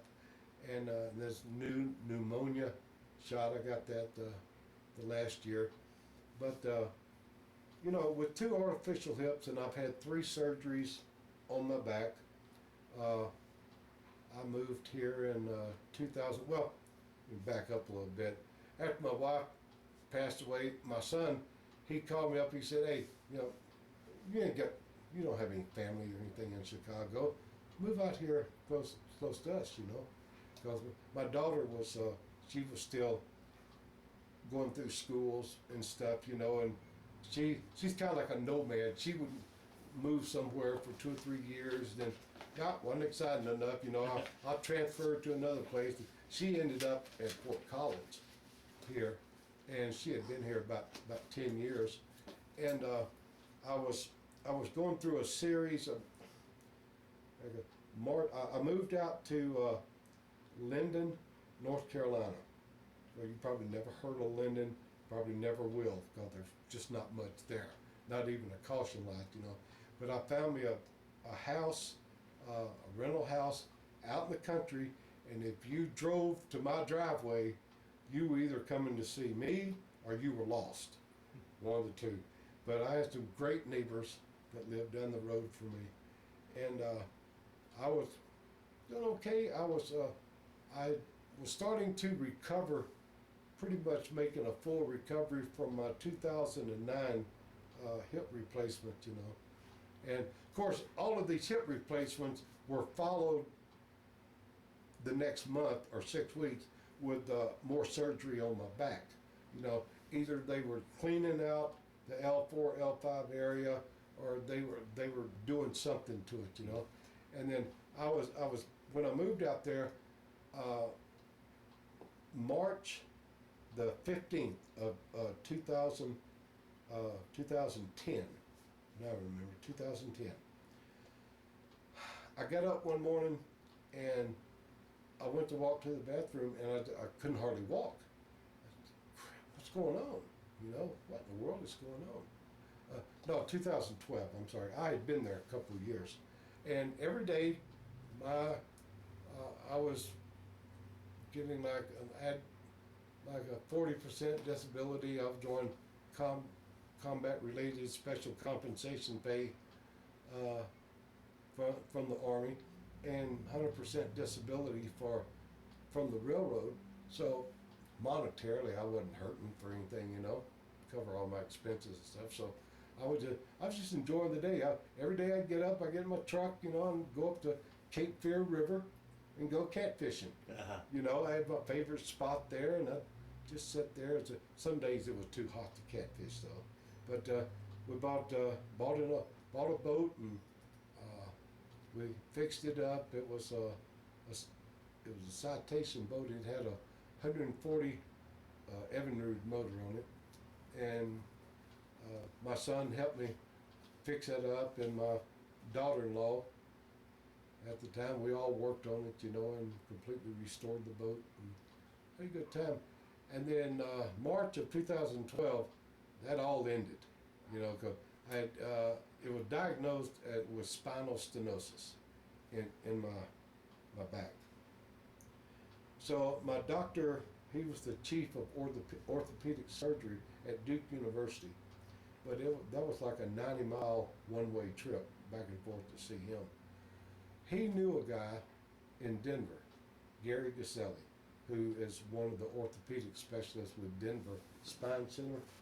Well, it just so happened my daughter lived out here, so I talked to her, and my son and my daughter-in-law they weren't getting along too well at the time, and I could see the writing on the wall that was headed for a divorce.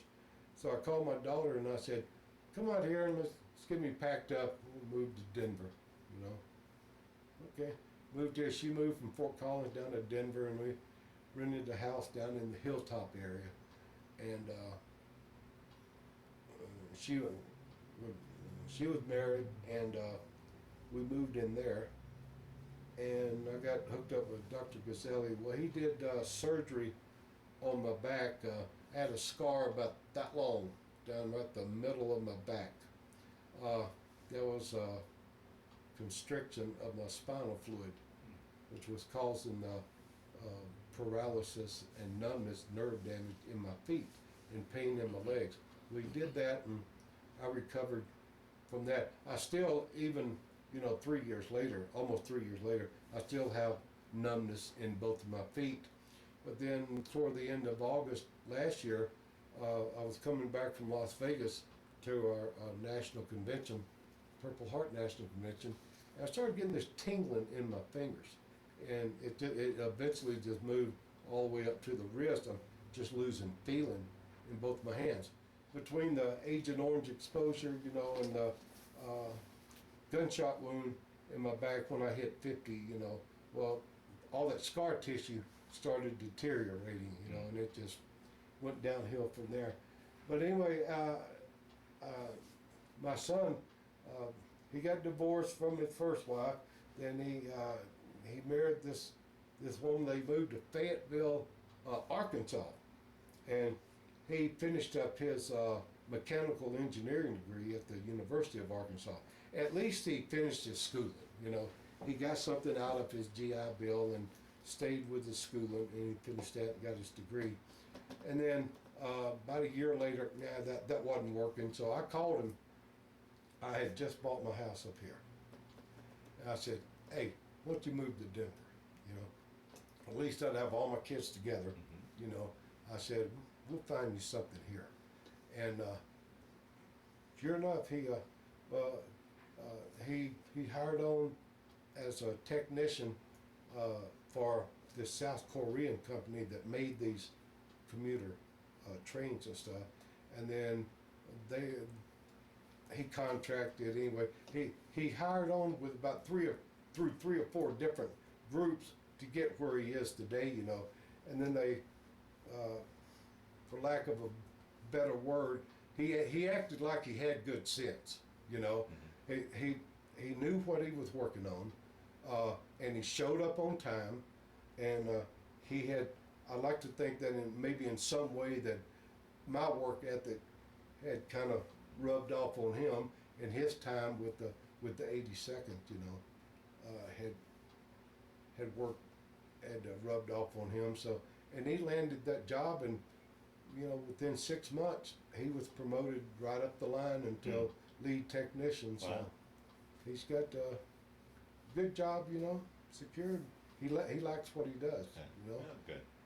My daughter's, she's a hairdresser down here in Denver. She's always been the type that she's loved to live in the inner city, in the city. Uh-huh. She's not the suburban type by a long shot. She likes all the artsy shops, and the theater and stuff like that, and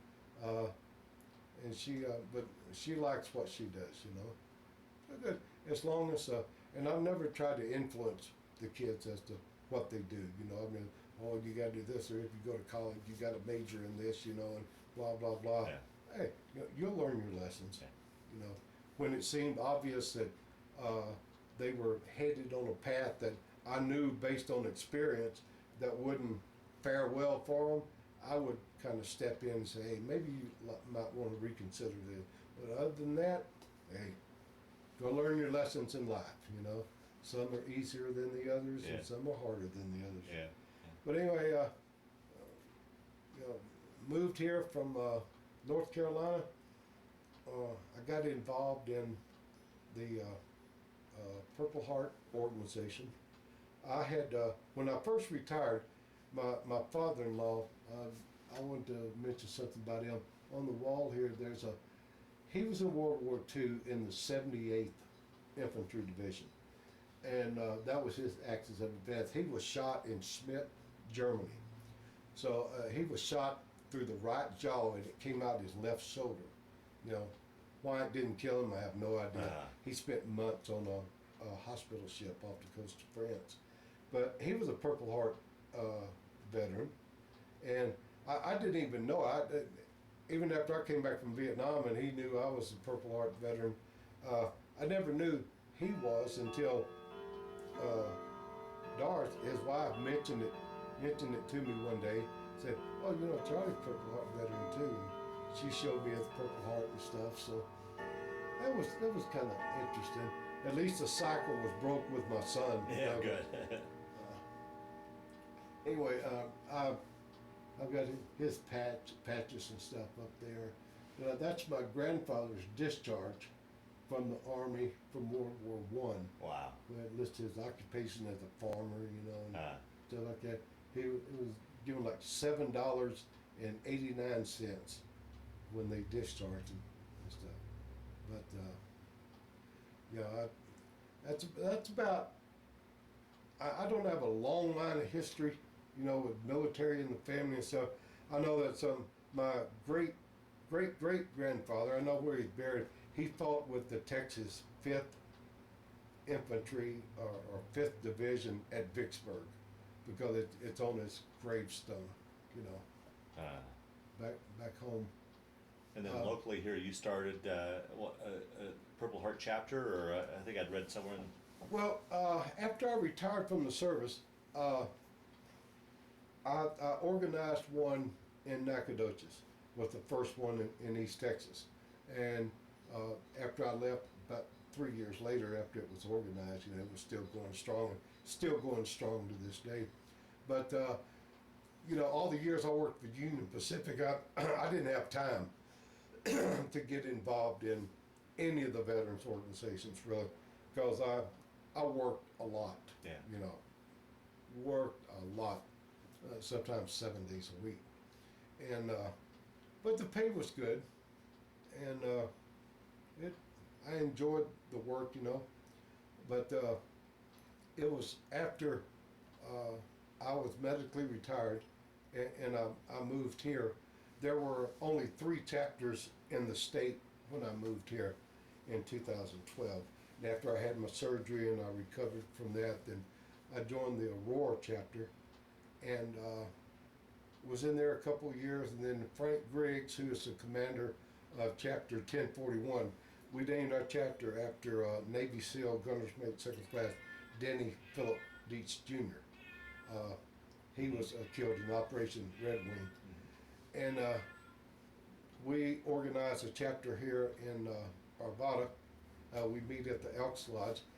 The other chapter we have is in Longmont, 434, and we have one in Fountain, just south of Colorado Springs. Those are the 4 chapters. And I was elected as a department commander last year at our June convention. And they want me to serve another year as that. And if my health will hold up, you know, it's pretty challenging sometimes, you know, mobility wise, because I walk with a cane, and I've refused. My doctor said, you know, I'll prescribe you a scooter, you know, get you a scooter. I said, no. I said, once I put myself in a wheelchair, because I was in a wheelchair when I moved here before I had my spinal stenosis surgery. The day I moved into the house, the guy from Hover-Round showed up, had this big, huge wheelchair, you know. Thing would go 30 miles an hour. It was top of the line, huge outfit, you know. But I said, if I get to the point that I'm in a wheelchair, I'll never get out of the thing, you know? Yeah. So I had that wheelchair for about a month, and then I went through physical therapy and sent it back to them, you know? I believe in keeping the thing and letting the government, you know, pay for it when I don't need it, you know, don't want it. Yeah. So anyway, I have to kind of watch what I do, but you know, I got my son comes out, and if I got any yard work and stuff to do, he helps out with it. He does it. You know, my daughter shows up and she'll have an idea about something. You know, and say, "Oh, let's do that." Fine. Here's my J.C. Penney card. You know, go get it. You know, we'll see what it looks like when you get back. But yeah, the kids take pretty good care of me. Yeah, good.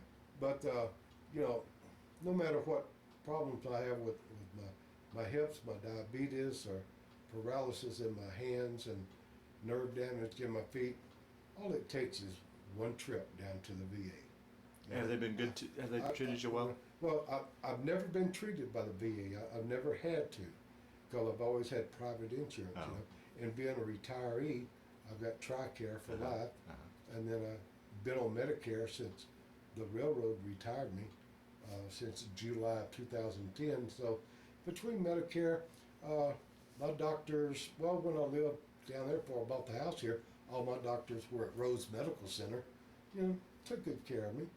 And I moved up here, and my endocrinologist or diabetes doctor, little Dr. Barter over here, I love him to death. He's about 85 years old. He's a great doctor. He hates juicing in baseball, you know, using performance enhancing drugs. He's got a baseball on his desk with a needle stuck in it that's got Conseco written on the side of it, you know. He and I have a good laugh about these professional athletes, you know, and stuff. But like I said, I'm a life member of the VFW, the Disabled American Veterans, the American Legion. I'm on the board of governors with the Rocky Mountain 101st Airborne Division Association, department commander for Military Order of the Purple Heart, life member of the 11th Armored Cavalry Regiment, and the Retired Enlisted Association. Wow. Out here in the war. So mainly, now, year before last, I served as commander of Post Number 1, American Legion. That's the largest and oldest American Legion post in the state. And but I decided, you know, you can get involved in too much and spread yourself too thin, where you try to work with all these organizations, but too much stuff falls through the cracks, you know. So I focus 90% of my attention with the Military Order of the Purple Heart, and work with a great group of guys. It's the only veterans organization that you have to be combat wounded to be a member. Mm-hmm. There's no gray area there. You know, there's no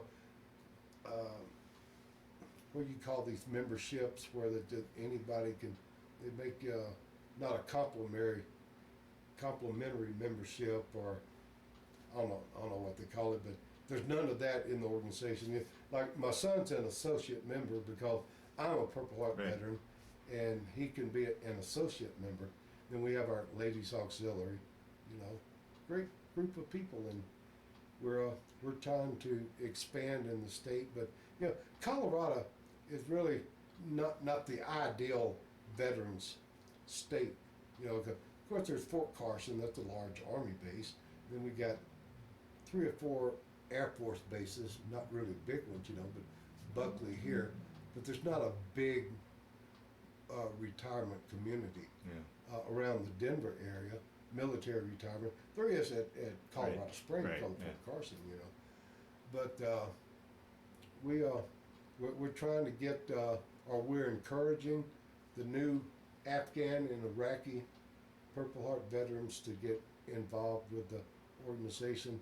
We, our new chapter here in Alberta, we have a service dog program. It's called the Puppy for Life program, and it's we give puppies, a special breed of a Labrador dog, to veterans with the PTSD that need service dogs. And so far, now we were only chartered 2 years ago, will be May 2 years ago, but we've already got 6 of those dogs placed, and that's kind of our key program for the chapter, you know. Oh, very nice. But it makes it worthwhile. Yeah. You know, Yeah. some mornings I wake up and I say, oh man, I just really don't feel like doing hardly anything today.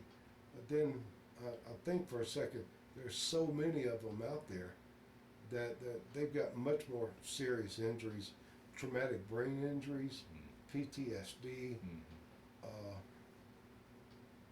amputees and stuff like that, you know, that it's a challenge just to move around every single day, you know, not counting the impact that it has on their families. Right. You know, so we work with, we focus on that, on the, now we will assist any veteran. You don't have to be a Purple Heart veteran, you know, but our membership is comprised of only Purple Heart veterans, you know. Yeah. That's the way we were chartered with Congress.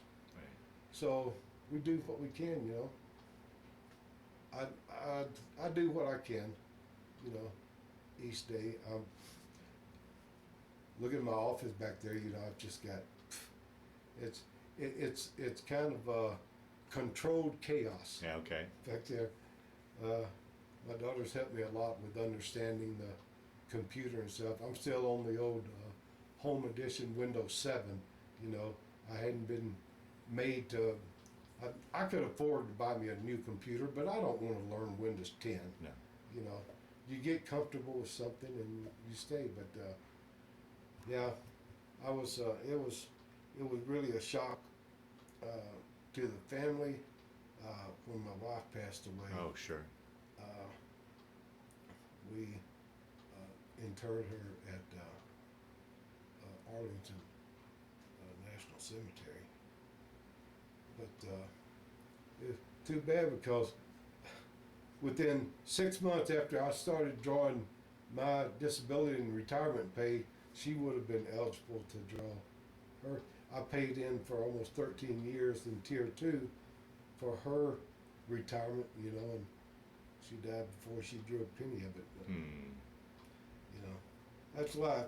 Yeah. You work with the hand that's dealt to you. Yeah.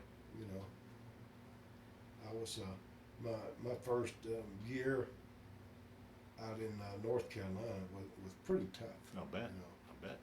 How many years were you guys married? We were married 37 and a half years.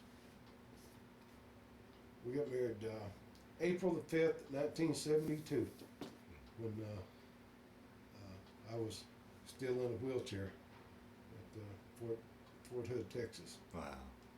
And, but yeah, my kids, I guess they didn't learn, you know, about how to keep a marriage and stuff together. My daughter's on her second husband. My son, he's been divorced twice. He has a fiancée girlfriend now, but I mean, I've met her. I like her okay, but he's not. I can just tell by talking to him.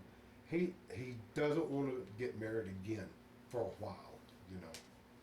And I understand why, you know. You gotta let your kids live their life, you know. Yeah. But I hope my story wasn't Oh, fascinating story. too boring. Yeah. Wide range of experiences. From just a East Texas farm boy. Yeah. You asked me earlier why I decided to make the military a career, or the Army infantry a career. Well, since the paper mill burnt down and there wasn't a good union job to go back to, I didn't raise chickens. I hated chickens, and I didn't want to work on a dairy farm, or I didn't cut pulpwood. That's about the only future you have for yourself. Yeah.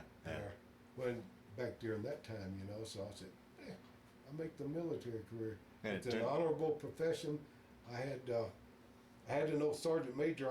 My first NCO academy I attended was in Bad Tölz, Germany. That was a training camp for the 7th Special Forces. And I was a young buck sergeant, and my first day at the NCO Academy, there was a big, huge quad in the middle of where the academy was, and it was all just white gravel. And there was no signs that said don't walk on the gravel, but I noticed nobody was walking on it. So the chow hall was across the other side of the quad, so I just took off across the gravel, to walk. Somebody from way on the other end of the quad said, yo, and I won't say what he said to me. He said, come see me. I said, well, who are you? That I'm the commandant. And they had this, the sergeant major was the commandant of the academy. And up there, and he said, asked me where I was from, how long I'd been in Germany, blah, blah, blah. Told him, and he said, I got some advice for you. First of all, I want to tell you, don't walk on my damn gravel anymore. That's off limit. Don't do that again.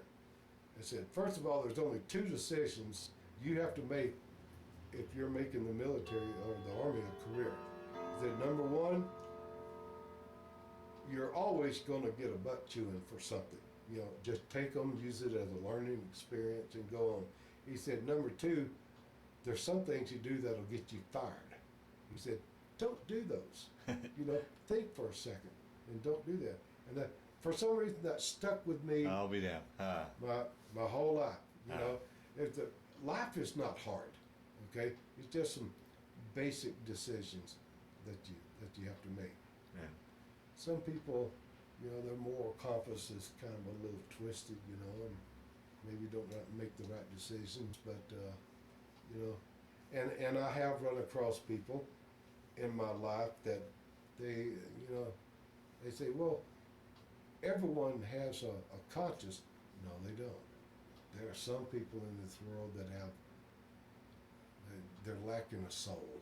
They have no conscience. Yeah. Well, Jeff, I want to thank you for sitting down today to tell your story, but more importantly, I want to thank you for your service to our country. No problem.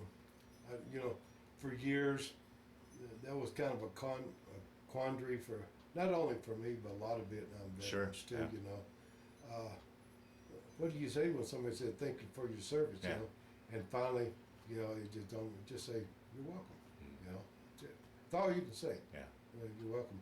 I didn't really have to endure the impact of the negativity from the Vietnam War and the civilian population back here in the States. So I stayed in, Yeah.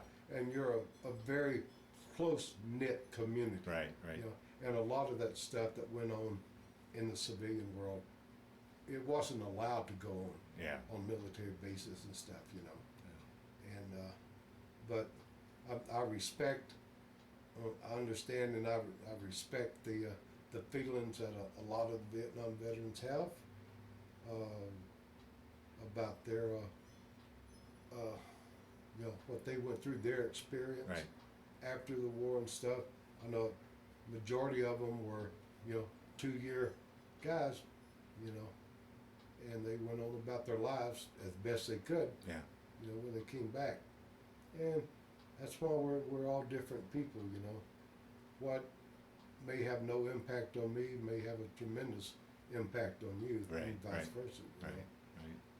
I respect that, and I know a lot of guys. I know the PTSD program at the VA hospital and at other places around the country, and you deal in it in a way that will help you. Yeah. That's all you can do. Yeah. Well, very good. Well, thanks again for your time today.